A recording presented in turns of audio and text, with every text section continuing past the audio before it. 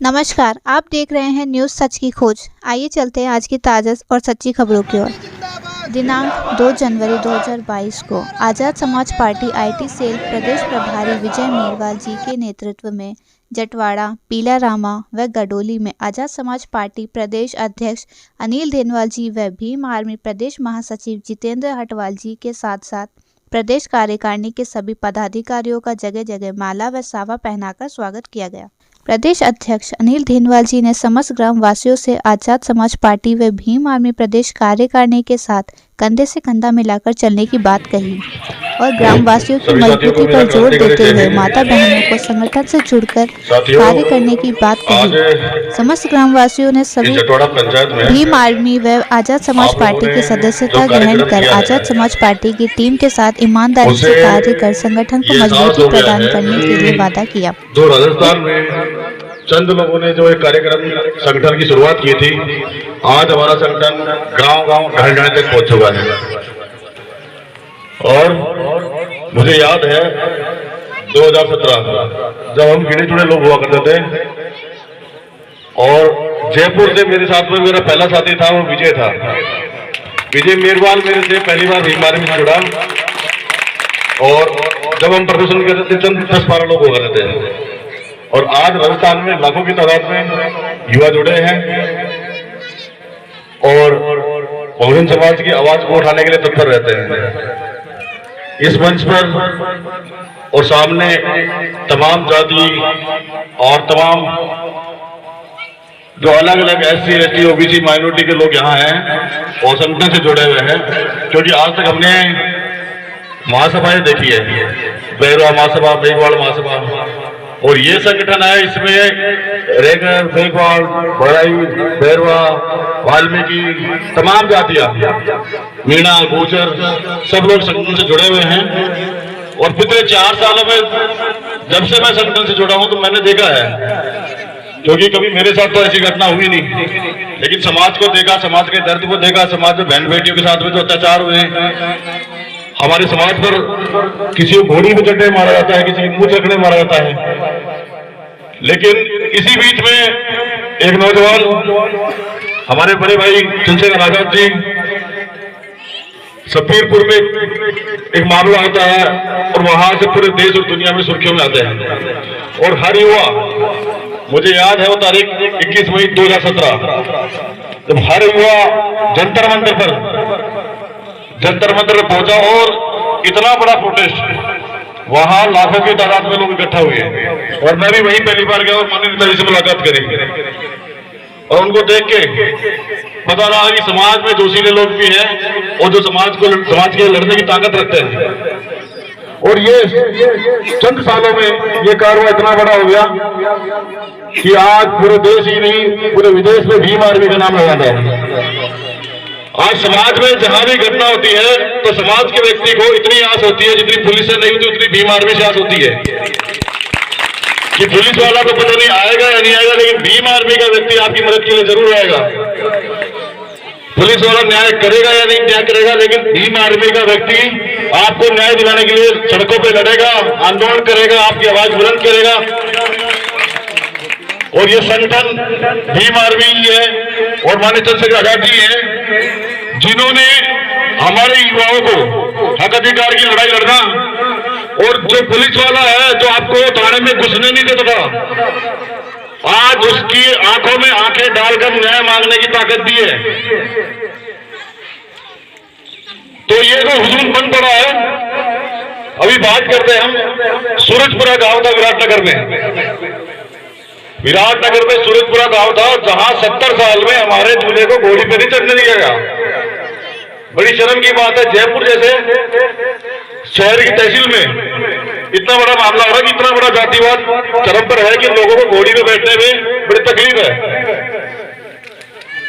लेकिन भीम आर्मी के हजारों लोग वहां पहुंचे, उनकी छाती पर खड़े होकर हमारे उस युवा को घोड़ी में चढ़ाया और जो मिथ्या थी 70 साल की उनकी, वो परंपरा तोड़ दी। ये ताकत आप लोगों की है। हमारा लोग 4 लोग खड़े हो तो वो डरेंगे, लेकिन 4 की जगह 40, 400, 4000, 40,000 लोग खड़े हो जाएंगे तो ये एक ताकत बन जाएगी, फिर किसी को डराने की हिम्मत नहीं पड़ेगी। क्योंकि अब तो बिखरे हुए लोग हैं, कोई कहता मैं बेरवा हूं, कोई कहता मैं जाट हूं, कोई कहता मेघवाड़ हूं, रेगर हूं, खटीक हूं, बड़ाई हूं। लेकिन हम इससे पहले इंसान है और बहुजन समाज के लोग हैं और एसटी समाज के लोग हैं। हमारा खून एक ही है, हमारा लड़ाई किसी जाति से नहीं है या किसी धर्म से नहीं है, हमारी लड़ाई हमें हमारे हक और अधिकार की है। हमारे साथियों के साथ में, हमारी बहनों के साथ में, हमारे भाइयों के साथ में जो लगातार घटनाएं हो रही है, हमारी लड़ाई उससे है। तो मैं आप लोगों से ये कहना चाह रहा हूं कि जो भीम आर्मी के युवा है उनका सपोर्ट करें, उन्हें सहयोग करें। और जहां लड़ाई हो, लड़ाई किसी की व्यक्तिगत नहीं होती, जहां समाज के साथ में अत्याचार रहा वहां सब लोग पहुंच गए, उस बच्चे को, उस बहन को, सब भाई को इन्वाइट करने का काम करें। हमने महसूस किया कि बहुत से साथी है जिन पे मुकदमे लगे हैं, हमें लोग धरने प्रदर्शन करते हैं, पुलिस सब पे मुकदमे लगाती है, डराने का काम करती है, और सभी लोग बेरोजगार हैं, सब पढ़ने वाले लोग हैं, तो मुकदमों से डराने का प्रयास करती है। लेकिन ये युवा मुकदमों से नहीं डरता, ये फिर भी आपके लिए हमेशा खड़ा रहा है। और लेकिन यहाँ पर हमें कमजोरी महसूस ये हुई कि राजनीतिक सत्ता में बैठे लोग आज भी बाबा साहब की वजह से विधानसभा में, संसद में हमारे सैकड़ों विधायक, एमएलए, मंत्री, अभी वर्तमान की बात करूं 4 कैबिनेट मंत्री हैं, 4 कैबिनेट मंत्री है। और जोधपुर के अंदर 11 दिन समाज लाश लेके बैठा रहा, किसी मंत्री के मुंह से आवाज, छू तक आवाज नहीं आई कि भाई मेरे समाज का बच्चा लाश सड़क पे क्यों पड़ी है। तो ये लोग नकारे लोग हैं, ये सरकार की गुलामी करने वाले लोग हैं, ये पार्टी की गुलामी करने वाले लोग हैं। इसलिए हमें जरूरत पड़ी पार्टी बनाने की कि जो आपके लिए सड़क पर लड़ेगा वो आपके लिए संसद में भी लड़ेगा, विधानसभा में लड़ेगा।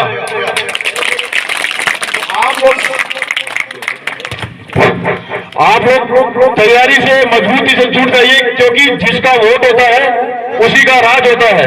और हमारा बहुजन समाज 85% है, जिसकी जितनी संख्या बारी उसकी उतनी हिस्सेदारी।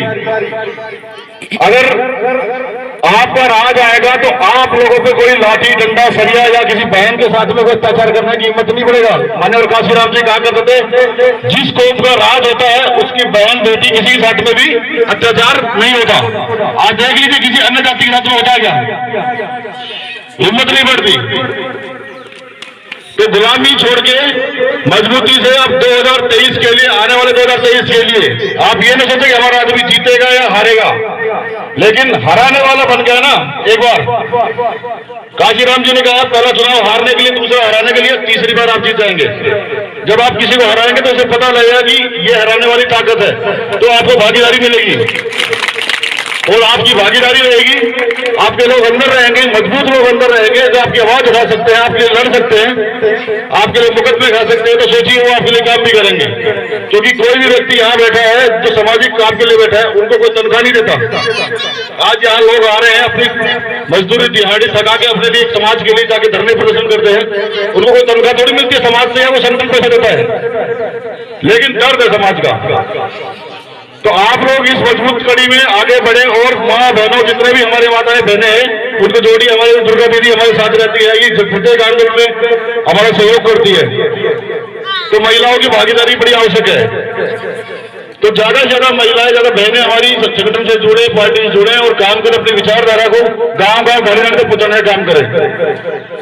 और हमारे तमाम साथी हैं, राधा बाबू जो बसी विधानसभा बहुत अच्छा काम कर रहे हैं, हमारे जिलाध्यक्ष जी रणजीत भाई बहुत पुराने साथी हैं, अध्यक्ष जी माननीय जितेंद्र हटवाल जी, विजय, प्रदीप, ये तमाम जो साथी हैं, इन्होंने संगठन को बहुत बुलंदी तक पहुंचाने का बड़ा योगदान रहा है। क्योंकि संगठन मैं नहीं हूं, संगठन आप और हम हैं।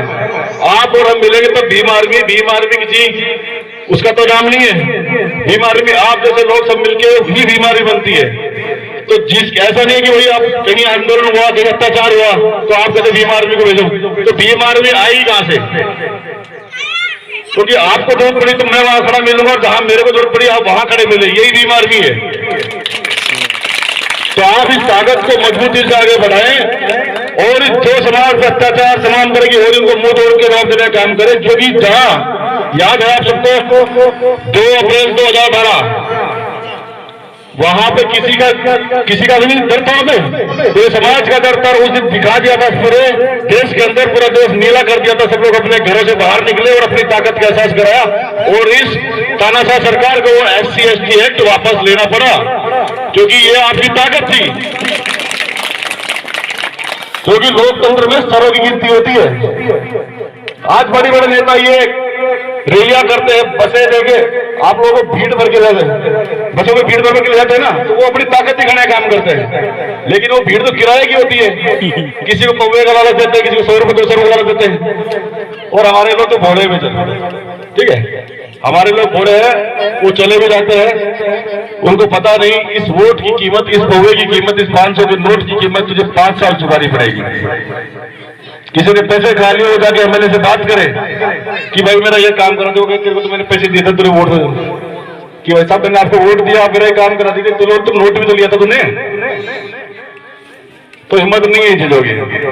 हमारे लोग उठा के पटक दिया था, जैसलमेर, सिरोही, बाड़मेर पड़े रहते हैं, सालों तक ट्रांसफर नहीं होते, वो बेचारे वहां पड़े रहते हैं।